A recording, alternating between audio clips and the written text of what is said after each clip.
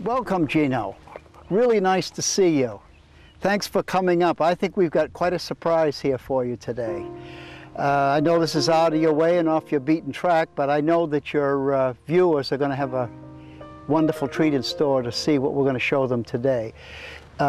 This gentleman is from a town very close to where I grew up, and he's about my same age, and for the last 40 years he's been quietly buying himself, financing himself, lovely choice old houses, and he's got great attention to detail. As you know, I travel all over New England, and I don't know of anybody who puts any more time and effort into finding special old properties and restoring them. So since you have the time, I'm going to introduce you to Doug, and he will tell you all the wonderful anecdotes how this took place. Are you running? Well, sure. Well, this is the famous Mr. Toll right here. There he is. Yes, and it's a pleasure to meet you, Doug. well, Thank you so much for... Nice to meet you too, Gino. I'm glad you could make it up here today. So this is your place. It is. Could you give us a little history and maybe take us on a little tour? Sure. As you may know, I'm a native of the area, grew up in this area, and about 40 years ago, someone took a 20-year-old something kid and gave him a tour of their old home. They were so proud of all the beams and the fireplaces and the glass and the plaster. It kind of changed my life. It sounds a little deep, I know, but it did. That one evening of the tour. And for the last 42 years, my quest has been finding these old places that need attention and trying to put some life back into them. And I've been, as I said, I thought I was all through with the last one. It was exactly what I had wanted. It was a restoration of an old store, and I was happy there. And someone knocked on my door, basically, and he said, we have a family homestead we'd like to have you buy. And I said, no, I'm getting along in age, in my 60s, and it takes longer, it's expensive. And he said, well, it's been in our family for 12 generations. And because you can imagine 12 generations, that brings it back pretty damned early. And I said, when the heck was it built? And it was built in 1665. So it's an authentic first period William and Mary Pilgrim house. And this is it. This is it standing over here. And they had, the Historical Society in Billerica had wanted to retain it for obvious reasons. But as along, a lot of historical societies don't have the funding to, to maintain and to rebuild and to furnish. So it became available to me. And I'd never done a pilgrim or an authentic home of this vintage. I'd done federals and colonials and all that. So it was a challenge that I had to take. Well, you asked me to give you a little tour of the property, and I think what I'd like to do is tell you how it came about. And that was, as I say, this building came to me as an opportunity to put up, and I looked for a piece of land that seemed appropriate in this town, simply because I worked nearby. And this piece of land here with this panorama kind of speaks for itself. The gentleman who owned it was reluctant to sell it, but he's getting along, as we all are, and eventually did. And when I acquired the land, it was all trees, completely just like you see out here, all the way across. And we decided that we would clear the land, cut the trees, pull the stumps, and open this whole area up, which we've done.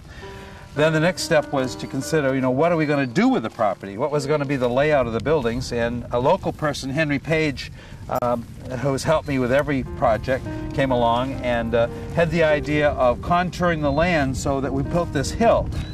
It was a flat piece of land, it was an apple orchard. Build a hill here and make a roadway rather than a driveway up to the house so that this house could sit facing the view, and then the side view, the peripheral view, would be exposed from the road so you could see the salt blocks, which was, I thought, a stroke of genius.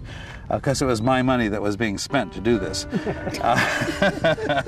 So as we built the house, we didn't build the house, we came up here and we're building the stone walls, is what I meant to say, and the walls all came from other places here in New England because we're famous for our stone walls with the rocks that came here from the glacial age. And we built the walls here completely, all local fellows did, all dry laid without any strings or anything that made them perfectly square. And so then I'm getting a little bored. This is happening, and it's taking all this time to pull trees and stumps and walks and all that, that this little building down here sat down at the bottom of the hill.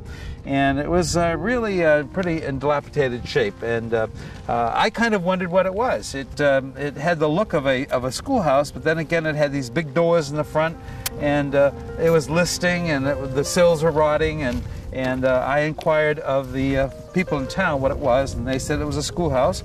And it turned out to be owned by the same man that I bought the land from. So, long story short, I got the building, and the state allowed me to move it on a Sunday morning, 4 o'clock in the morning, with state troopers front and back, with the idea that if one of the walls had caved in, I had to push it into the field. And I got it up here, and I didn't know what the front of it looked like because it had all been cut out back in the 20s to make it a salt and sand shed. And one of the people that I work with said his grandmother had been a teacher here back in the early 1900s. And he had a picture of her out front with her students, 1909. So that then told us how the door and the transom light and the windows in the front were to be set, and we followed that example and reconstructed it just the way it was originally. Further study found that this closed in 1917, so it had been closed for, what, 92 years as a schoolhouse. There were some 18 of them in the town originally. So the process began of reconstructing it and getting a stone foundation, and the clapwoods on the outside are all quarter-sawn clapwoods from the little town of Moortown, Vermont, and they're all shiplapped, and we even had, I like to say, $5,000 worth of handmade rosette-headed nails used in the exterior of it, which is the way it would have been back at that time. The whole frame is hand-hewn pine, and we found that when we took the plaster down inside that all the lathing was hand-split, and there are thousands of handmade nails, and because they've all been saved in there as part of the history of the schoolhouse. And then the process began of getting the shingles and digging the brick up out of the ground. Those are all been dug up where there have been 18th century houses, and reconstructing the building.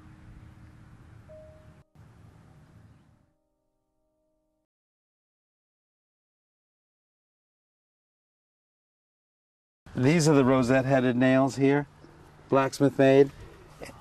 You can see how they're all painted. And every clapwood, you can see how it's been, if you could get underneath, it's been shiplapped over each other. And then we've taken every clapwood and put them through a special mill to grind them down to give them this rough look, so you get the weathering, so it isn't like a new piece of wood. We call it brushing. You brush every clapwood through a mill. And will the paint last? Yes, yeah. And near the bottom, you see how close they are together? Yeah. That's called shadowing, and that's an early American form of tightening up the clapwoods near the bottom of the building. So as you come into the schoolhouse, the first little anteroom here is all with antique paneling, bead edge, with a period coat rack for the kids to hang their coats on. Oh my God! And the lunch boxes are boxes that we've collected from various periods. And you'll see here that they always had a schoolhouse clock that kept the time in the anteroom. And this is where the bad kids would sit, out here with the little stools and steps. Then if you come into the classroom... I can't believe you've left it as a schoolhouse. You didn't make it into a guest house. Right. Well, in all practical purposes, when we did this, it's all been fully insulated, both above and below, and there's a cellar underneath, so you could have a heating system. So this building, someday after I'm through with it, a person could have as an office or a showroom or what. It would have purposes other than a school. But for my purposes, I wanted to replicate a period schoolhouse. I went to a one-room schoolhouse, and there were 6 kids in one room. My aunt was the teacher, and I think that today kids wouldn't know what it was like to see a one-room schoolhouse. And we've done it as authentically as I remember it. I had collected desks from a whole area, and one day my brother came to me and said, did you know that in Pennsylvania they're going to have an auction tomorrow at a one-room schoolhouse, and the Catholic Church has all these original desks. And I said, well, gee, what good would that do me to get on the website and buy 1 or 2 desks? How would I get them here? And they wouldn't match the rest. So he said, well, no, the point is you need to go to Pennsylvania and see them and buy them. So I packed a lunch and I drove 11 hours all night long, and I got out to Pennsylvania and I bought every desk. You notice how they're all numbered and graduated by size. They haven't been refinished. And I loaded all of these desks on my pickup truck that you just saw in the back. I was stacked really high like the Beverly Hillbillies, and brought them home and brought them in here, and haven't done anything with them except to place them. And then I've outfitted them with the slates. These are called the slates. This is a particularly nice one with the panels front and back, and these are what the kids would get to write on, whereas today they have notebooks. And every desk is a pencil box and rulers, and there was always the map of the United States, naturally a wood stove. I remember when I was going to school, we used to pop popcorn at lunchtime. And the desk has a galley on it, the way the schoolmaster's desks always did. They always had a pointer, of course. And one of the important things was the Bible. This came from the old Gilmanton Academy, so I was able to get that. And even in the desk, there was a blackboard for the teacher to make notes for herself to keep. Johnny was bad. And as they started school the first day, every. Is that true, Doug? Did it close in 1917? Right. So it's been a long time sitting as a salt and sand shed. These were the slate pencils that the kids were given the first day of school, and they would use those along with erasers, and then they always had flashcards such as you see here. So you'd stand around the room and you'd do arithmetic or spelling, and this is one example of one. This one is from the 1880s that they would use. And a protractor that you can see that you probably use one of these, and also one of these to do for the music. Oh, I remember those. Instruments. Sure, most people do. And look, you even got, you picked up some old photographs with the kids around those kinds of desks. Right. Oh, that's great. That the kids would have used back in that period. These maps are all in the 1800s, and you can see how worn they are from having been used.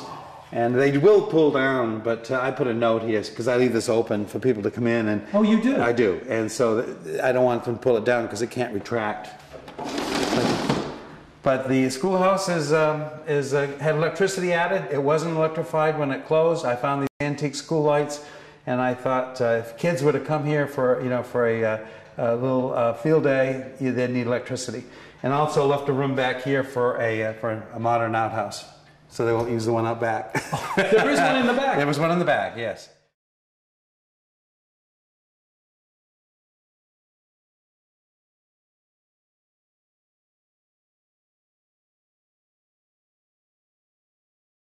I think the story on the barn would be that as I was just completing the schoolhouse, when someone came to me and they said, we know you like barns. And I said, yes. And they said, we know of a barn in Epsom, New Hampshire, where there's a Montessori kindergarten and they want it taken down.